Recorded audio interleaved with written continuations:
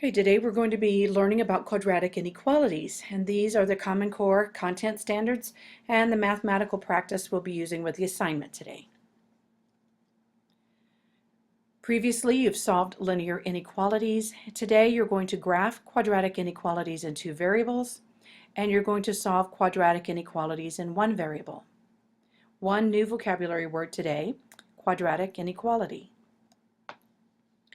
You can graph quadratic inequalities in two variables by using the same techniques used to graph linear inequalities in two variables. So first of all, we're going to graph the related function. Notice that this one is greater than, so we've got a dash line since it's not an or equal to, just like when we graphed a linear inequality. Then we're going to test a point inside the parabola. Notice we're not using 0, 0 like we used a lot on linear equalities. We need some point inside the parabola. So we're picking 1, 2 here. Doesn't matter which one you choose, as long as it's inside. Substitute, and we'll see, is that a true statement? Is 2 greater than 0? It is, so it's a solution of the inequality, so that is the region that we're going to shade. Now time to check your progress. So pause for a moment and figure out which one of these graphs would be the solution to this equation. Well, first of all, we notice we're going to have a dashed line, so that rules out these two.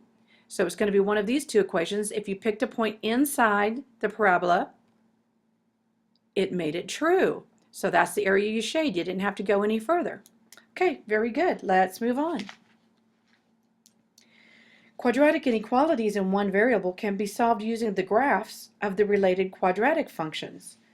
So looking at this function, it is less than 0.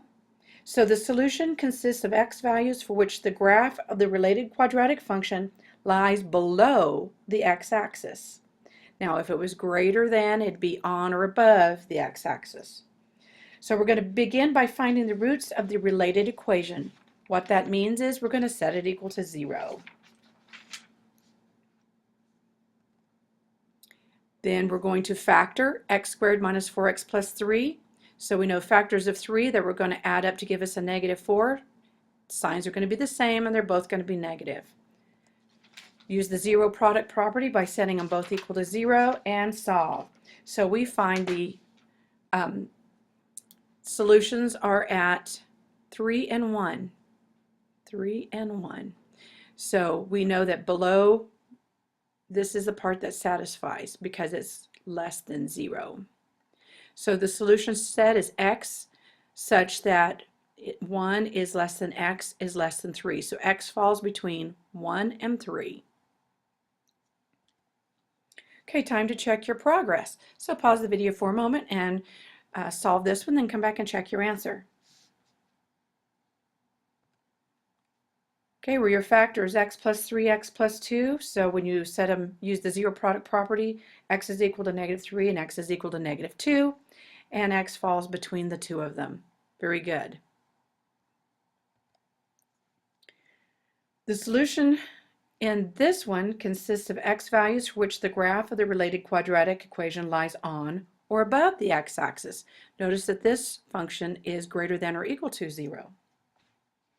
So we're going to start by finding roots of the related equation. We're going to use the quadratic formula because remember the quadratic formula works with any quadratic. So we're going to substitute into the quadratic formula.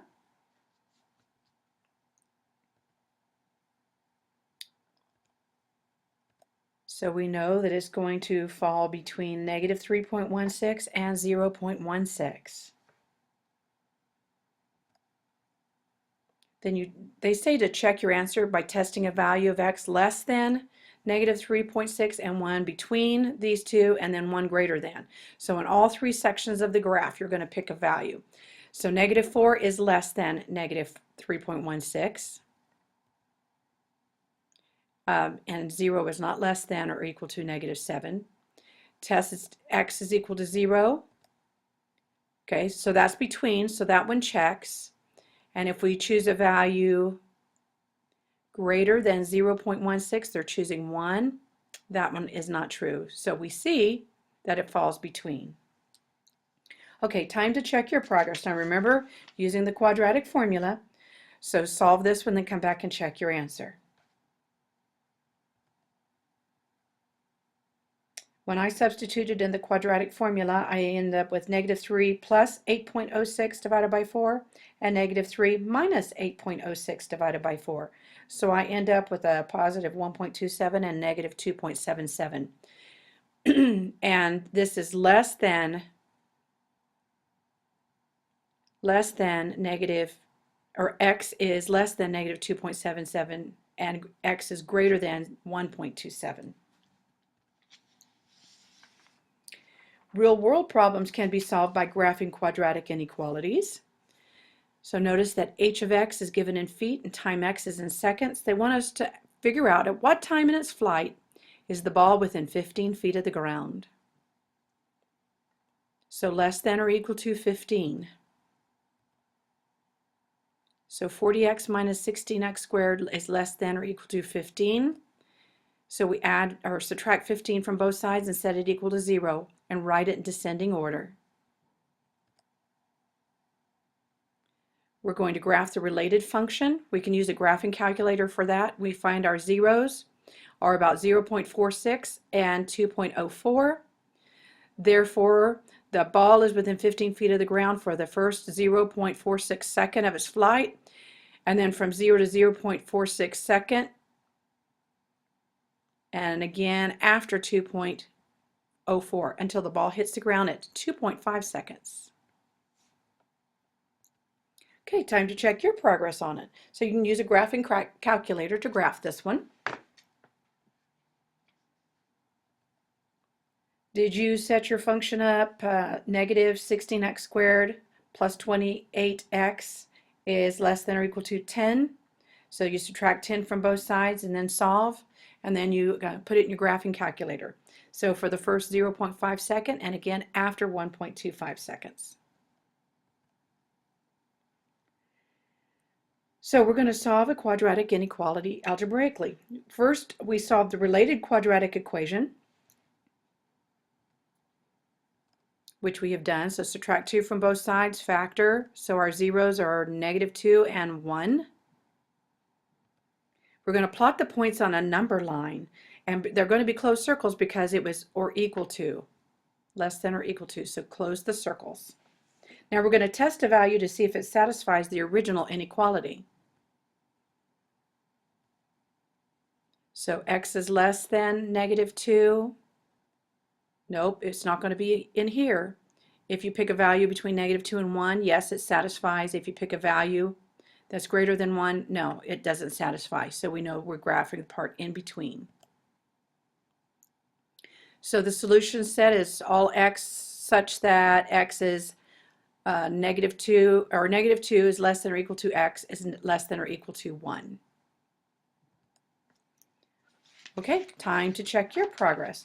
So remember, you need to first solve the related quadratic, plot the points on a number line, and then test a value to see if it satisfies the original inequality.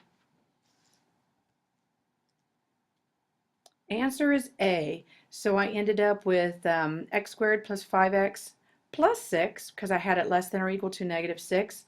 My factors are x plus 3x plus 2. That means x is -3 and x is -2. And what solves is a point between -3 and -2. And it would be a closed circle because it's or equal to. Okay, very good. You're ready to begin the assignment.